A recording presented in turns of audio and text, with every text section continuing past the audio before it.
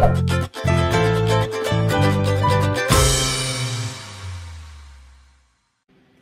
everyone, I was about to record this episode of Menopause Moment and then I went, wait, I could just do a Facebook Live. Why wouldn't I do that?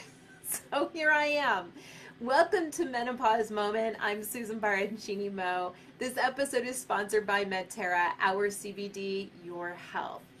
Today I'm talking about just the general stress and worry of being in menopause and perimenopause because it is stressful. I mean, you have all these things going on, all the symptoms that we've talked about in the show, and more to come.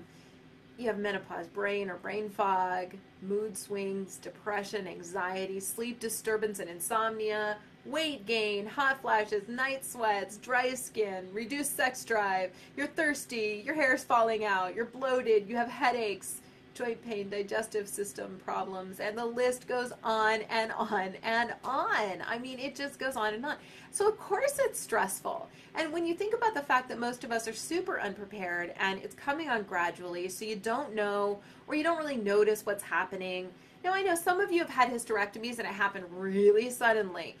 But still, when I'm hearing, when I get emails from women every day who watch the show or listen to the podcast and who say, I'm not getting this information from my doctor. I don't think a lot of us get all the information that we need from our doctors and medical practitioners.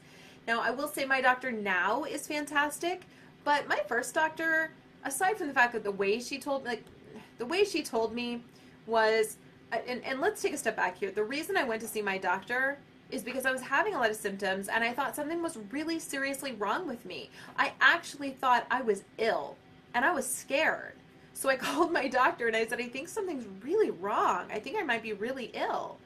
And I told her some of the symptoms. She said, you know, I think we should do some blood tests. And then she called me and she just said, you're in menopause. She didn't couch that one. She didn't, do anything to soften the blow. And it was, if you've seen my story in the trailer for the show or in the early episodes of the show, then you know that was a big shock for me. That was a big shock. So, that's one of the reasons she's my old doctor. But another reason she's not my doctor anymore is because she told me that the only thing that we could do to help me with the night sweats and the hot flashes and the really challenging symptoms I was experiencing was to put me on hormone replacement therapy. And she didn't suggest any other options. It was basically, you can go on hormone replacement therapy or you can white knuckle it. Good luck.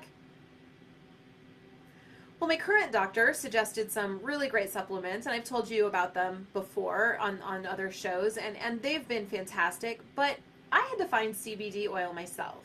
I had to find the bed jet myself. I had to discover a lot of things that would help on my own, and I'm still finding those things. Like, no one told me that completely changing my diet would make a huge difference in the way that I felt going through the transition into menopause. No one mentioned exercise to me. None of my doctors said those things. And that's shocking to me when I really lay it out and realize, like, no one is guiding me here. Like, no one has guided me. And it might be true that no one's guiding you either, and that's stressful. And it honestly, genuinely hurts my heart. My mom passed away in 2004.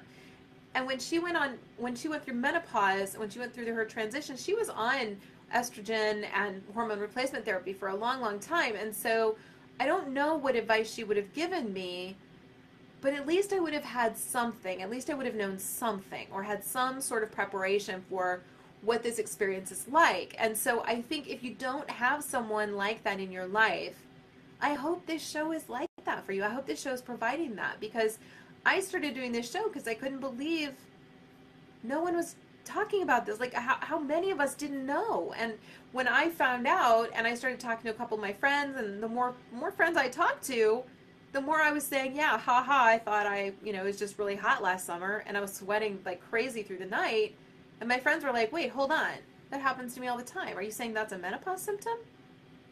Well, yeah, honey, it is. So, I think that's the thing that really spurred me to do this show, is because I just genuinely could not believe how many people were like me. I thought maybe I was just, they're just things that aren't really in your sphere of influence or sphere of awareness, and that menopause was not in my awareness, and I didn't know.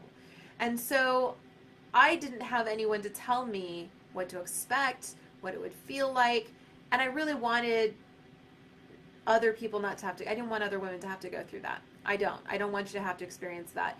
And I'm not a doctor, so I can tell you some of the things you're going to experience or you might experience and how to maybe handle them and some options that may work for you, but I'm not a doctor. And so you should definitely check with your doctor before you take any advice from me or anyone else on the internet, let's be honest. But I hope that some of the solutions that I talk about on this show are useful. We're going to take a short break, and I'm going to read a word from our sponsor, and then I'm going to come back and we're going to talk about this a bit more. Okay, here we go. For many women, menopause comes with hot flashes and night sweats, and they can be brutal. Mine kept me awake all night, so I was tired and cranky all day long. I tried all kinds of supplements and CBD oils, but nothing really put a dent in my hot flashes until I started using Medterra CBD oil, and my hot flashes and night sweats improved by about 80%, reducing the severity and the frequency, so I wake up less often and I get a lot more sleep. Just one dropper under my tongue in the morning and another one at night, and my hot flashes decreased by about 80%. And unlike many of the CBD oils I tried, there's almost no taste to Medterra's CBD oil, which makes it a lot easier to take. Get your CBD oil at medterracbd.com today and use the code Menopause Moment for 10% off. Okay, let's talk a little bit more about this. I'm going to read something to you. I was on Instagram the other day and I saw this post from Dr. Drew Timmerman, who's a doctor in Scottsdale. And he posted this really sweet post, and I think it's very relevant. And it was an apology from him on behalf of the medical establishment. And he wrote this: "Let me paint you a picture. A 60-year-old man walks into his doctor and tells the doctor he has no libido and has a difficult time achieving an erection.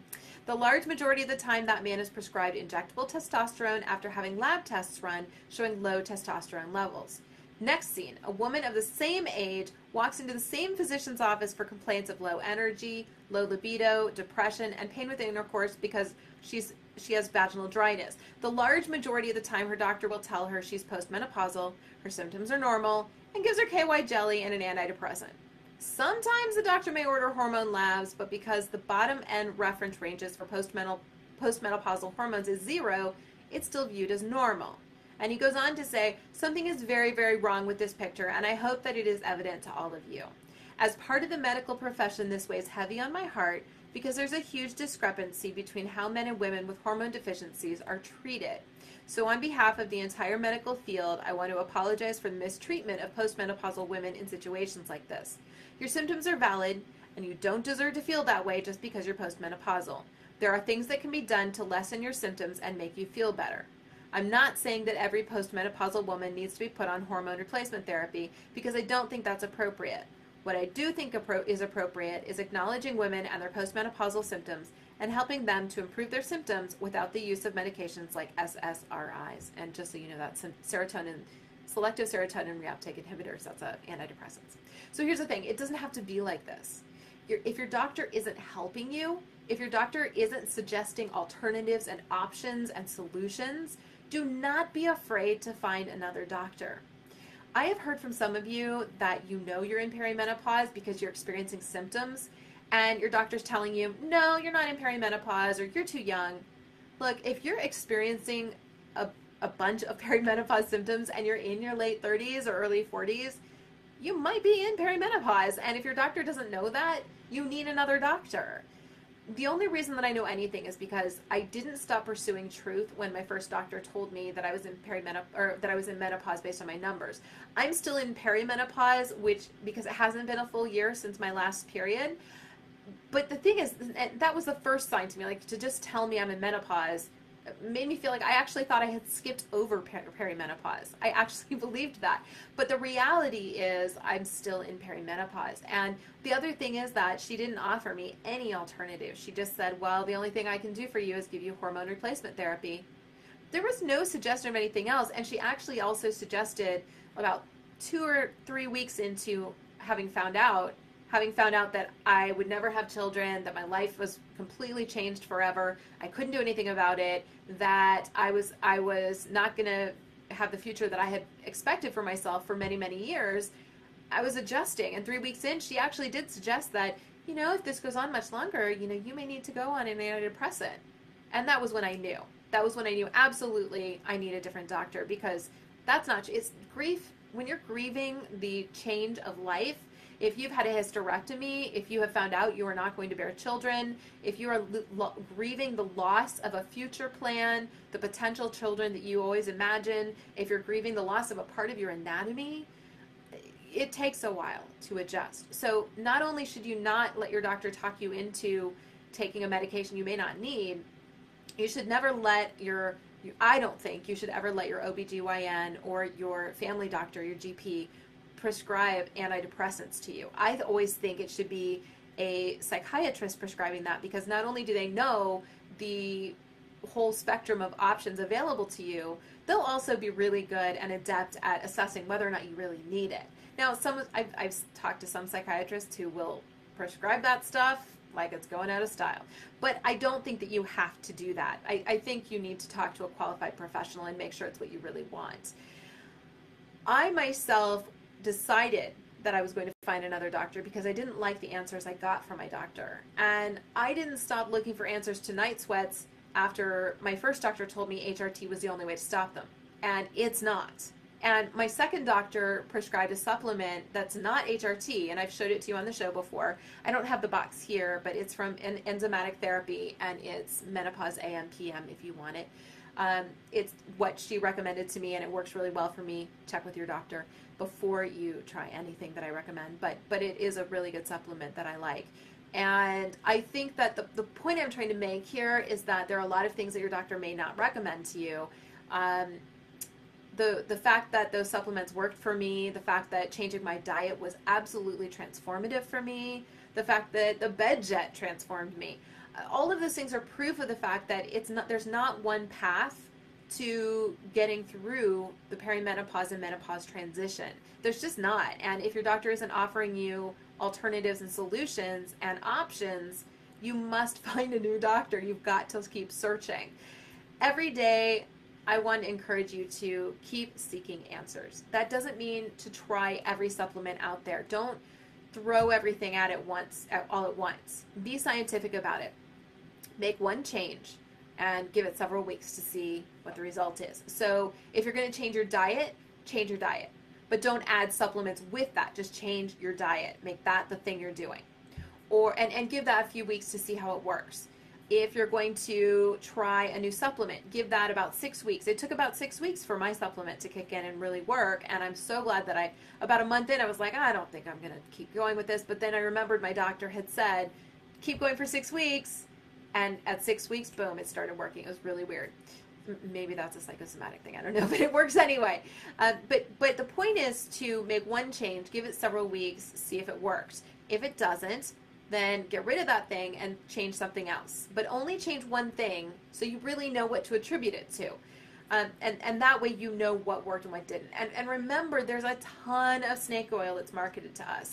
It is not all good stuff. Some can be very harmful because the supplement industry is not well regulated. So be careful with what you try. Check with your doctor or at least your pharmacist as well, because there are many supplements that can interact with any medication that you're taking. So do your research, make sure you know what you're taking, look at potential side effects, and check with your doctor before you make any decisions about what supplements you're going to add or what medications you're going to take. Thanks for watching. I hope this has been helpful. Flash on.